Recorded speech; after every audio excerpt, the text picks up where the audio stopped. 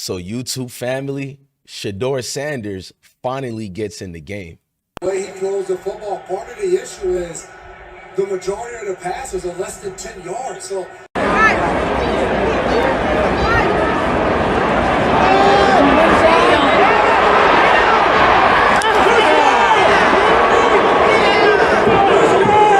wide receivers aren't involved very much. The ball's not downfield very much. That's right. My guy Shedeur Sanders got in the game. Shout out to everybody watching. So YouTube family, it's your boy DJ Bless One. This is I Smoke Hip Hop Live. And tonight, man, we got to talk. The Cleveland Browns versus the Baltimore Ravens game. It was a flat out roller coaster with emotions. The typical usual Dillon scrub, Gabriel you get. Shedeur throws their interception. But we're going to break down reasons, various reasons and obvious reasons. But not for the reasons that we want to talk about. Browns fans, Raven fans, everybody in the NFL universe saw the same thing. Dillon Gabriel played one of the worst halves of football we've ever seen in years. 68 yards and a lot of throwaways that weren't really throwaways, just awful throws. He did have one good pass, and because of that disaster, the Browns end up doing something they were terrified to do. They put Shedeur Sanders in the game. I had to dwell in that for a little bit. You know what? Let's just get on right with the anthem, then we'll get back to regularly scheduled programming. I've been broke so many times, I don't know what to believe. Mama say it's my fault, I wear my heart on my sleeve. Niggas bless up on my...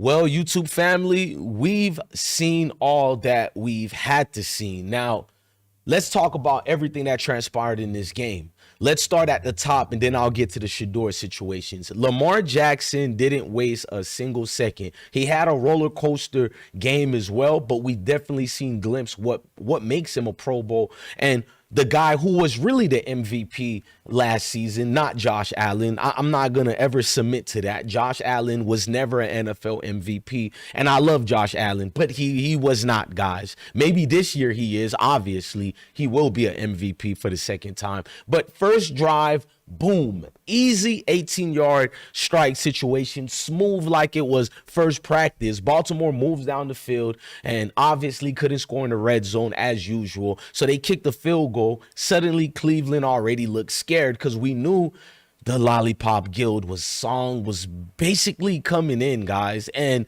I should play it right now, but I'm not. I want to get on with the things we have to talk about. It's Dillon Gabriel. Dillon Gabriel played once again, as usual, the worst NFL game you could watch a guy play. Are you guys with me? Dillon Gabriel was obviously trash from the start. And I'm not trying to come at him in any disrespectful way, but you can see it right here. Well, I'll get to that receipt later, and it's going to make sense about Coach Kevin Stefanski. Now, the Browns side, the only offense they had early were their two running backs, Judkins and Sampson. Now, this situation showed you that their offense literally has nothing. That was it. No passing threat, no rhythm, no identity. They were doing cardios, not playing offense. And the fans were obviously booing and booing. That's why I love the Cleveland Brown fans all of a sudden again, because you guys finally woke up. It took you damn near 10 weeks, but you woke up. You can't get anything more than what you're seeing from Dillon Gabriel. I'm not here to even hate on him. So even if Shedeur was somewhat garbager than Dillon Gabriel, at least there's hopes and glimpses of what this guy can do versus a guy who's met and reached his cap. I mean, the only way the Cleveland offense could have scored were 6 pick interceptions by their defense scoring or the opponents having fumbles, as we got to see. This offense was atrocious. But we're going to talk about Shedeur Sanders and he had a drop by Jerry Jeudy, a zip during late in the fourth to Jerry Jeudy's hand, and he dropped it. We have to bring that up as well. But Shedeur didn't play up to par as usual to what Shedeur is, because we knew Kevin Stefanski did not prepare Shedeur. I did a video 1.5 days ago that literally talked about this. Shout out to everybody who supported that video. On that video, we literally talked about how Shedeur was never prepared for this game. He's never had first team reps with the team. In 2025, an NFL second string quarterback has never had first team reps with his actual offense. How the hell he's going to have any chemistry during an actual game? That game against the Ravens where they lost was his first actual NFL game, if we're being honest, and first actual first team reps. A lot of you guys are going to say I'm lying about it, but Kevin Stefanski, he put it there. He said today's Brown coach, Kevin Stefanski, said nothing has changed regarding Shedeur Sanders' practice reps, not getting snaps with the starting unit as backups quarterback, but praise the work he's been doing. He's doing a nice job, including just now coming off the field with, I'm not trying to hear all that, Jack. It's more atrocious BS. Look at this. Today's Brown coach, Kevin Stefanski, said nothing has changed regarding. You seen what he wrote, guys? They always say, like, just like Myles Garrett and everybody, Shedeur is doing a great job, a hard job. That's what people love to say when they don't really have nothing much to say about you that's good, and you do the typical politician routine and you speak on that and you go over and over with it. Now, today's game was a great game where Shedeur had his chances to lead a Cleveland Browns comeback. And I loved every moment of it. They said he wasn't athletic enough, but he got the running. He displayed the traits that made him legendary in Boulder and at Jackson State University. So we're not going to sugarcoat it. A lot of blames could be led the way, but obviously this is a $1 billion corporation.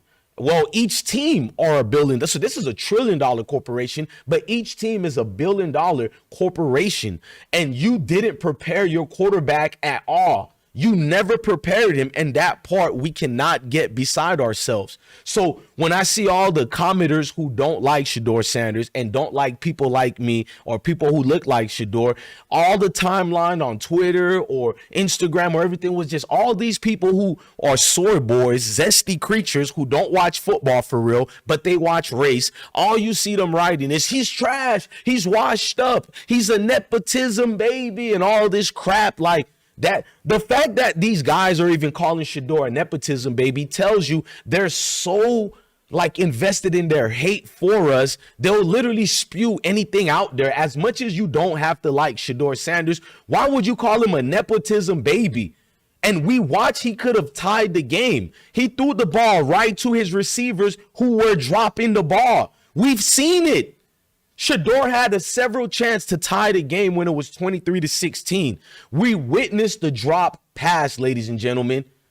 We seen it. It was good defending as well. Number 84, I think, was the one who dropped it. I'm trying to see, was it Benjamin? It was Laverdin. I wrote that down. It was Laverdanian. He dropped the pass. So who are going to be the groups of people giving Shedeur his props? Then we got to witness a lot of clowns like Kenny Hamilton mocking Shedeur when he got sacked for his first NFL sack, and they did the whole watch thing. That tells me a lot of things about brothers from our communities. We seem to have an invested hate towards each other the same way the Mayo community who don't like us have towards us, because we can't wait to do all the extras when we hurt each other. But meanwhile, Dillon Gabriel, who obviously don't like people who look like us, Dillon Gabriel, who's a slickster, you guys didn't have any of this energy for Dillon Gabriel. And that's my point. What we do towards each other, it represents you.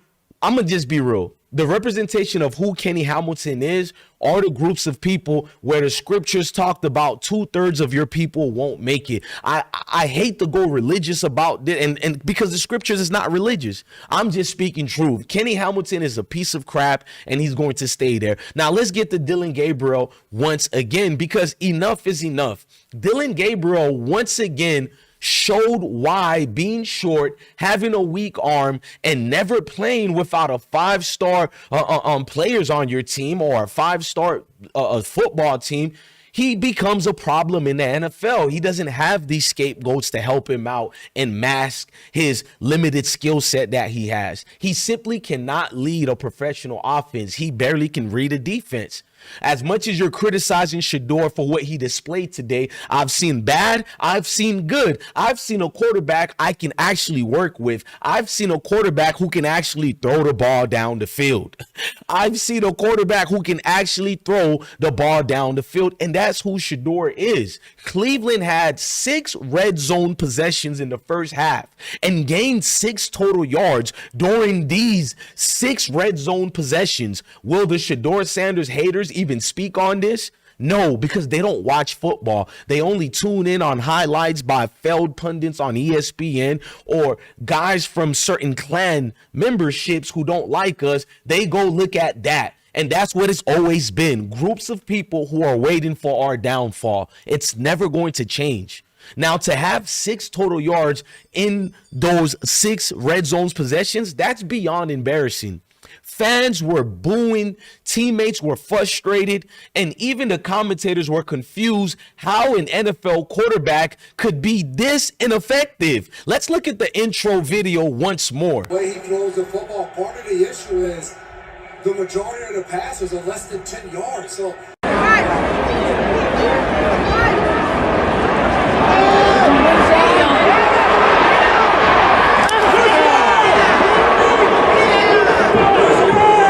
Wide receivers aren't involved very much. Now, you've seen that. Now, I've seen number 77 on the Browns screaming. I don't know why he was screaming for. Then I looked at the replays. I thought he was being slick towards Shedeur Sanders, but he was defending my brother Shedeur. He was out there screaming, this is BS, as far as the referees not doing a good job to call the pass interference. And that made me look at it. But if you looked on the field, I've seen Shedeur Sanders' own teammates laughing. That's correct. I've seen Myles Garrett and a couple of other players laughing. Now, it could have been laughing at other situations. I've seen Shedeur sitting on the bench because towards the end of the game, it was a sad little picture of Shedeur sitting down, and that showed you a glimpse of what Shedeur felt. They never prepared me for this game. My teammates aren't with me, and things are happening immediately.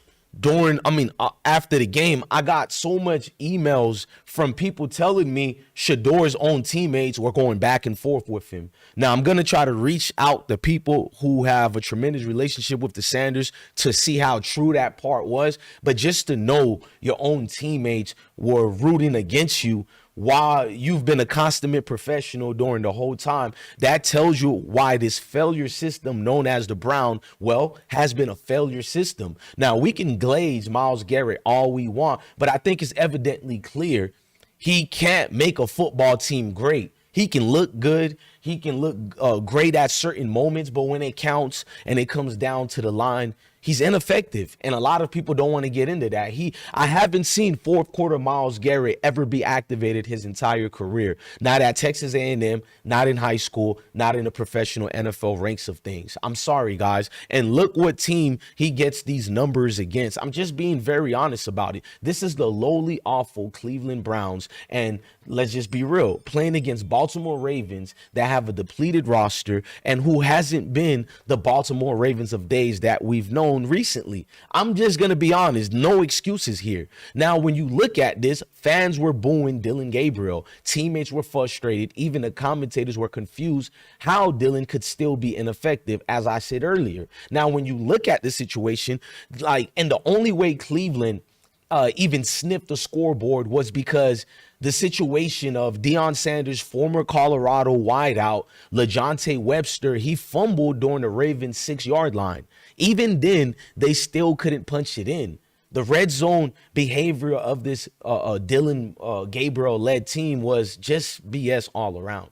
They never could produce anything. And Dillon, he still got glazed by the announcers. All Cleveland got was a field goal after field goal after field goal. This is the number one field goal team in the NFL at this point, if we're being honest. Now, let's just get more into this video, bro. So watching Tommy Reeves, who took over for Kevin Stefanski, you didn't get anything out of it. And let's not sugarcoat it. Cleveland's defense scored more points than their offense once again. A pick six bailed them out. You know, it bailed the teams out over and over. We've seen this story already.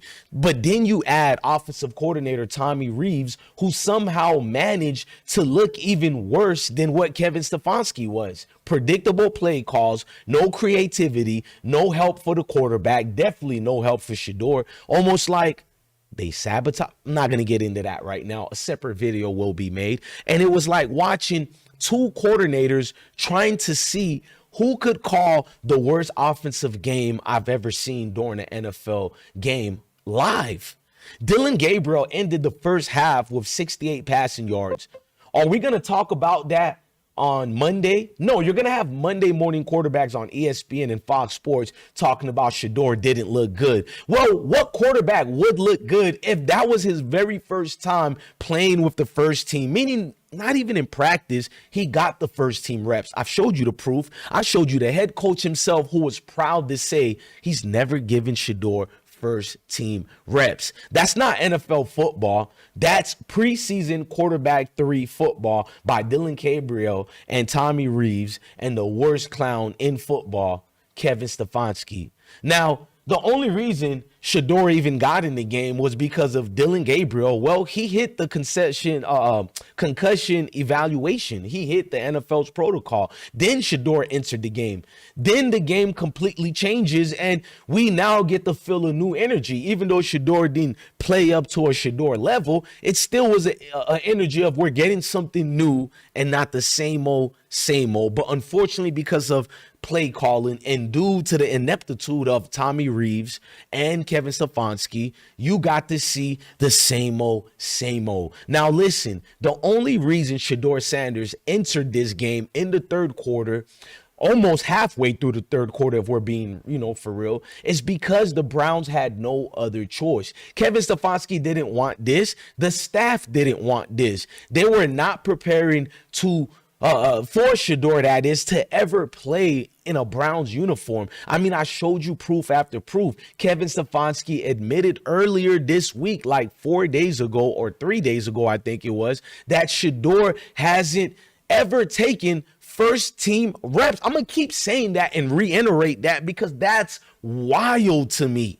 This is coaching malpractice at best. This is how you fail a young quarterback before he even steps on that field. And this is why I never wanted Shedeur to play anymore for the Cleveland Browns. Shedeur comes in cold, no rhythm, no preparations, no chemistry with the starters. His first pass he completed, it was good touch, good poise, but then after that, the incompletions, the offensive line's inability once again to protect their quarterbacks, but then it becomes redundant of the same old, same old. And it's not because Shedeur misread the field. He can't go through his progressions. It's not because of that.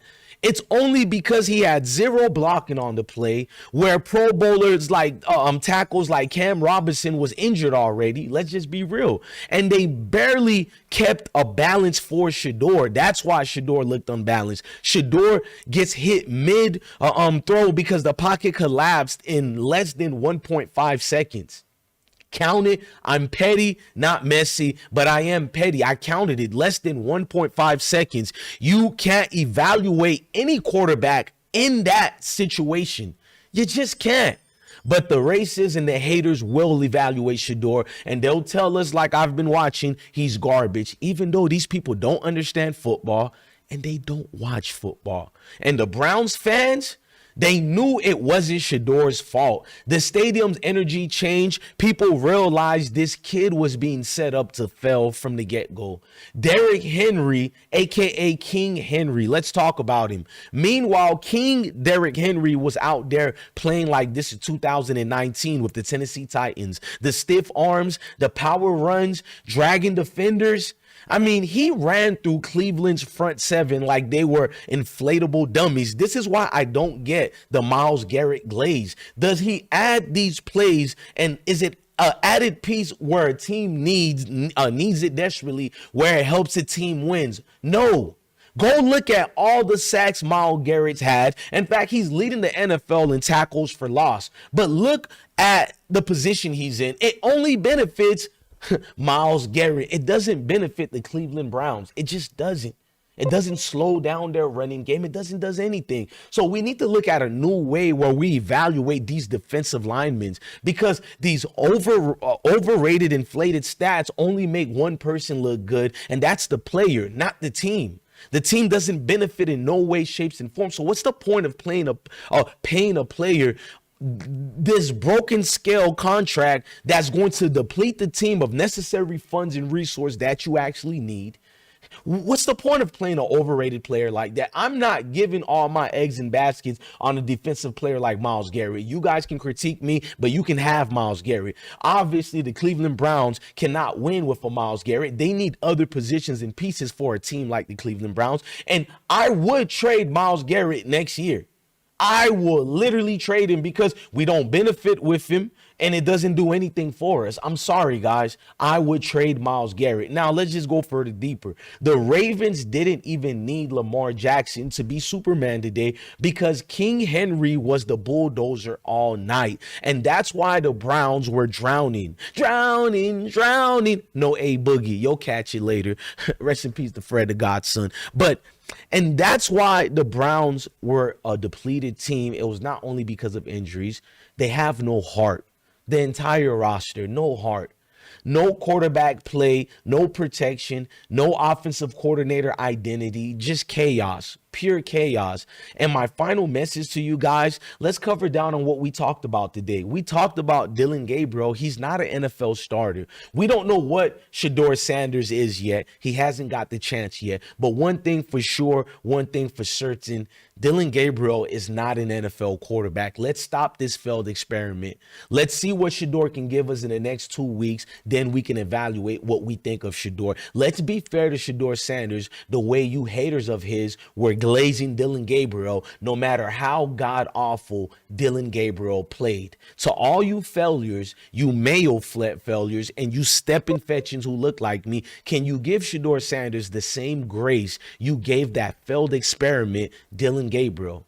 Just being real. Let's just be honest. Now, let's go further deeper. Kevin Stefanski's failed Shedeur Sanders by not giving him first team reps ever. Not OTAs, not training camps, not preseasons, and not during the season, not even after you traded Joe Flacco and named Shedeur second string quarterback. I've never seen this before. Never, ever. Not on any level of football. Not high school, not middle school, not Pop Warner, not college, and damn sure not in the NFL.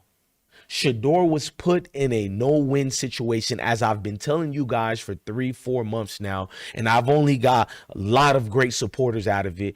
Thank you guys for believing in my words and not looking at me as crazy. Shedeur was not put in a win situation or a lose situation. He was put in a no-win situation, and he still showed flashes of an NFL talent. Towards the end of the game, the Cleveland Browns were still right in it. That's who Shedeur Sanders is. He's resilient. The Browns' offense is broken, and the Ravens exposed it for the world to see, because this was the worst Baltimore Ravens team I've seen yet on an NFL football field. Yet, somehow, some way, they were still able to expose the Browns' weaknesses and able to come with a W. Derrick Henry owned the game from start to finish. Ladies and gentlemen, if you would like to see more in this football analogies and what I broke down, hit that like button, hit that notification bell. I'm DJ Bless One, the best one. I love each and every single one of you great supporters. I've been broke so many times.